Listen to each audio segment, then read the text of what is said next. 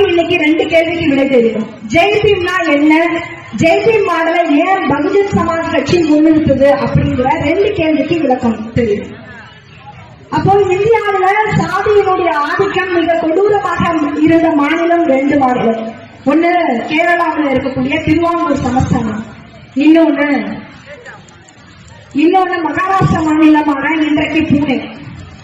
இந்த மகாராஷ்டிரா மாநிலத்துல 1800 பார்ப்பன பேஷ்வாக்களுடைய ஆட்சி மிக கொடூரமாக இருந்தது.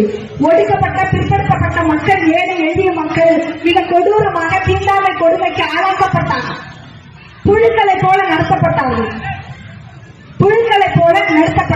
கல்வி கற்கக்கூடாது, குளத்துல தண்ணி எடுக்கக்கூடாது, குடிக்கக்கூடாது, தன்னுடைய எச்சில கீழே துப்பக்கூடாது, அது கொட்டாங்குச்சி வச்சுக்கிட்டு கட்டிக்கணும். தெருவில் நடக்கும் போது தன்னுடைய கால் தடம் தெருவில் மண்ணில படையக்கூடாது, தன்னுடைய நிழல் ஆதிக்க சாதியின் மேல படக்கூடாது. இப்படி எண்ணற்ற கொடுமைகளை அனுபவித்துக் கொண்டிருந்தார்கள். அடக்குமுறைகளுக்கு எதிராக ஆயுத போராட்டம் புகுந்த மக்கள் பார்ப்பன பேஷ்வாக்களினுடைய ஆட்சி ஆயுத போராட்டத்தை நடத்தணும்னு திட்டமிடுறாங்க.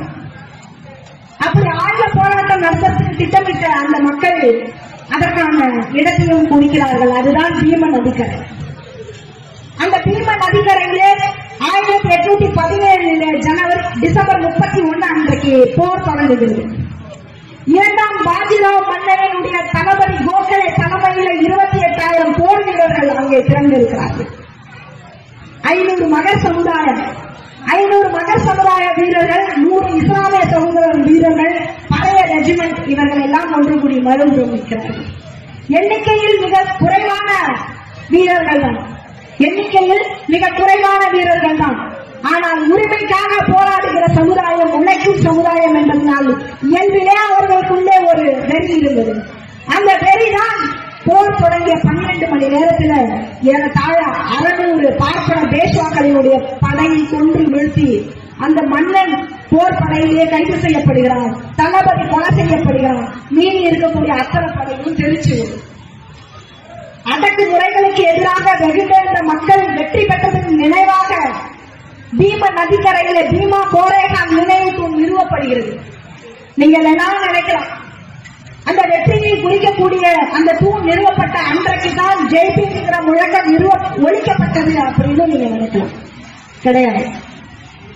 1927 ஜனவரி 1 நூற்றாண்டை கடந்து பாபா சாஹிப் அம்பேத்கர் அவர்கள் பீமா கோரேகான் நினைவு தூணை பார்வையிடுவதற்காக அங்கு செல்கிறார். அப்பொழுதுதான் ஜெய்பீம் என்ற முழக்கம் விண்ணொலிக்க ஒழித்திருக்கிறது. ஜெய்பீம்ங்கிற முழக்கம் அன்றைக்கு ஒழித்திருக்கிறது. அதன் பிறகு 1936 ஆகஸ்ட் 15 அன்னைக்கு சுதந்திர தொழிலாளர் கட்சியை பாபா சாஹிப் அம்பேத்கர் அவர்கள் உருவாக்கியிருக்கிறார். அந்த சுதந்திர தொழிலாளர் கட்சியினுடைய செயலாளரான பாபு அர்தாஸ் காந்தி தொகுதியில போட்டியிட்டு வெற்றி பெறுகிறார்.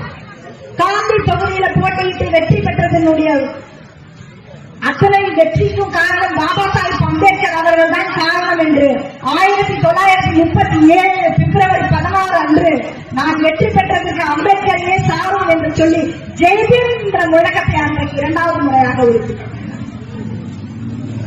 அதன் பிறகு தமிழக தலித் மக்கள் கிட்ட 1946 ஜெய்பீம் முழக்கம் பரவலாக்கப்படுகிறது. அதுவரைக்கும் நமஸ்காரம் வணக்கம் என்று சொல்லிக் கொண்டிருந்த தமிழக தலித்துகள் அதன் பிறகாக தன்னுடைய பேச்சின் முதலிலும் முடிவிலும் ஜெய்பீம் என்பதை சொல்லிக் கொள்வதை வழக்கமாக கொண்டிருந்தார்கள். தாம் செய்யக்கூடிய செயல்களும் தன் வாயால் வரக்கூடிய அத்தனை சொற்களும் பாபா சாஹிப் அம்பேத்கரை சாரும் என்பதற்கான பொருள்படுத்தும் விதமாக தன்னுடைய பேச்சின் முதலிலும் முடிவிலும் ஜெய்பீம் என்று இன்றைக்கு வரைக்கும் உச்சரித்துக் கொண்டிருக்கிறார்கள்.